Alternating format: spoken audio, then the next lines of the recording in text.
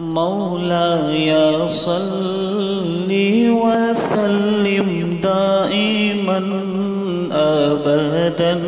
على حبيبك خير الخلق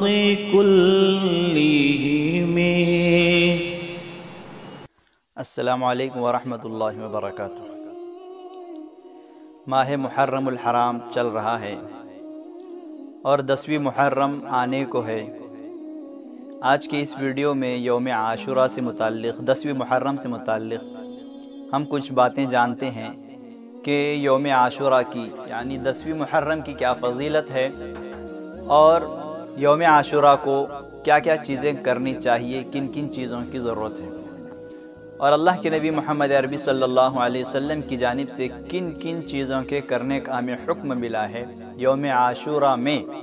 اس کو آج ہم تھوڑا سا جان لیتے ہیں۔ تو ناظرین اور سامعین، ہمیں معلوم ہونا چاہیے کہ عاشوراء کا دن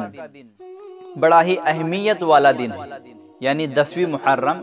یہ بہت اہم دن ہے۔ اس کے اندر اللہ تبارک و تعالی کی خاص رحمتیں نازل ہوتی ہیں۔ حدیث پاک کے اندر اللہ کے نبی محمد عربی صلی اللہ تبارک و تعالی علیہ وسلم نے ارشاد فرمایا کہ تم عاشوراء کا روزہ رکھا کرو، یعنی رمضان کے روزے فرض ہونے سے پہلے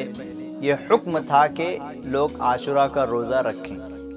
اور خود اللہ کے نبی نے اہتمام کرایا تھا، اور خود بھی اللہ کے نبی اہتمام کرتے تھے یوم عاشوراء میں روزہ رکھنے کا۔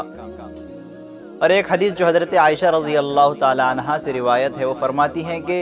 رمضان کے روزے فرض ہونے سے پہلے لوگ یعنی صحابہ کرام عاشوراء کا روزہ ہی رکھا کرتے تھے۔ پھر اللہ کے نبی علیہ السلام مدینہ منورہ تشریف لائے تو وہاں پر معلوم ہوا کہ یہود و نصارہ اس دن کا بڑی عظمت کرتے ہیں، اس دن کو بہت محترم مانتے ہیں، یعنی عاشوراء کے دن کو۔ تو اس لیے اللہ کے نبی علیہ السلام نے فرمایا کہ ہم 10ویں محرم کے ساتھ ساتھ 9ویں محرم کا بھی روزہ رکھیں گے، یعنی 9 محرم اور 10 محرم، یہ 2 محرم کے ان 2 تاریخوں میں روزہ رکھنے کا اللہ کے نبی نے حکم دیا ہے، اور یہ ارادہ ظاہر کیا تھا۔ لیکن حدیث پاک کے اندر آتا ہے کہ اگلے سال، وہ سال آنے سے پہلے ہی اللہ کے نبی کا انتقال ہو گیا اور وہ آپ علیہ السلام دنیا سے چلے گئے۔ تو الغرض علماء کرام نے لکھا ہے کہ صرف عاشوراء کا روزہ نہیں رکھا جائے گا، بلکہ اس کے ساتھ ساتھ 9ویں محرم کا بھی روزہ رکھنا یہ افضل ہے، یا پھر 10ویں اور 11ویں کا رکھنا چاہیے، لیکن صرف 10ویں کا نہیں رکھنا ہے، اس لیے کہ یہود و نصارہ کی مشابہت ہے، ان کی مشابہت اختیار کرنے سے اللہ کے نبی نے منع کیا ہے، اس لیے 9ویں تاریخ کے روزے کو بھی ملانے کا حکم دیا ہے۔ اور اس روزے کی فضیلت کے بارے میں اللہ کے نبی علیہ السلام نے ارشاد فرمایا کہ مجھے اللہ تبارک و تعالیٰ سے امید ہے کہ اللہ اس ایک روزے کی برکت سے پچھلے 1 سال کے گناہوں کو معاف فرمائیں گے۔ پچھلے 1 سال کے گناہوں کو اللہ تبارک و تعالیٰ اس ایک روزے کی برکت سے معاف کریں گے، مجھے اللہ کی ذات سے یہ امید ہے۔ حدیث پاک کے اندر یہ بات ملتی ہے، اور اس کی یہ فضیلت حدیث پاک کے اندر آئی ہوئی۔ تو ہم سب کو چاہیے کہ ہم عاشوراء کے دن روزے کا اہتمام کریں، اور اس سے پہلے 9ویں تاریخ کو بھی روزے کا اہتمام کریں، تاکہ اللہ کے نبی علیہ السلام کی یہ حکم کی پیروی ہو جائے، اور اتنی بڑی فضیلت جو اللہ کے نبی نے بیان کی ہے، اور جو اس کا جو ثواب اللہ کے نبی نے بیان کیا ہے، اس ثواب کے مستحق ہو جائیں، اور وہ فضیلت کو ہم حاصل کرنے والے ہو جائیں۔ اس کے ساتھ ساتھ 10ویں تاریخ کو اور ایک چیز کا اہتمام کرنا ہے، وہ یہ ہے کہ حدیث پاک کے اندر آیا ہے کہ جو بندہ اپنے اہل و عیال پر اور اپنے گھر والوں پر 10ویں تاریخ کو کھانے پینے میں وسعت کرتا ہے، یعنی اچھا کھانے پینے کے لیے اچھے کھانے پینے کا انتظام کرتا ہے اور کھانے میں وسعت کرتا ہے، تو اللہ کے نبی فرماتے ہیں کہ اللہ تبارک و تعالیٰ اس بندے کو سال بھر فراخی عطا فرماتے ہیں، یعنی سال بھر اس کے کھانے پینے اور اس کے رزق میں اللہ تبارک و تعالیٰ کشادگی عطا کرتے ہیں، برکت عطا کرتے ہیں۔ اس لیے ہم کو ایک کام تو روزہ رکھنے کا کرنا ہے، دوسرا اس دن اپنے استطاعت کے بقدر اپنے اہل و عیال پر کھانے میں فراخی کرنا چاہیے، کچھ عمدہ کھلانا چاہیے، کچھ اچھا اور کچھ بڑھیا طریقے سے کھانا پکانے اور کھلانے کا اہتمام کرنا چاہیے اپنے گھر والوں کے لیے۔ اب یہ سوال ہوتا ہے کہ اس دن تو روزہ رکھنا ہے، تو پھر کھانے پینے کا کیا مسئلہ ہے؟ تو کھانا پینا دن میں نہیں کر سکتے تو سحر میں کر لیں، یا پھر افطار میں اس کا انتظام کر سکتے ہیں۔ ویسے دن بھر میں ہی کھلانا کوئی ضروری نہیں ہے، روزے کا بھی اہتمام ہو جائے گا۔ اور یہ جو دوسری حدیث ہے کہ کھانے پینے میں فراخی اور وسعت کرو، تو اس پر بھی ہمارا عمل ہو جائے گا۔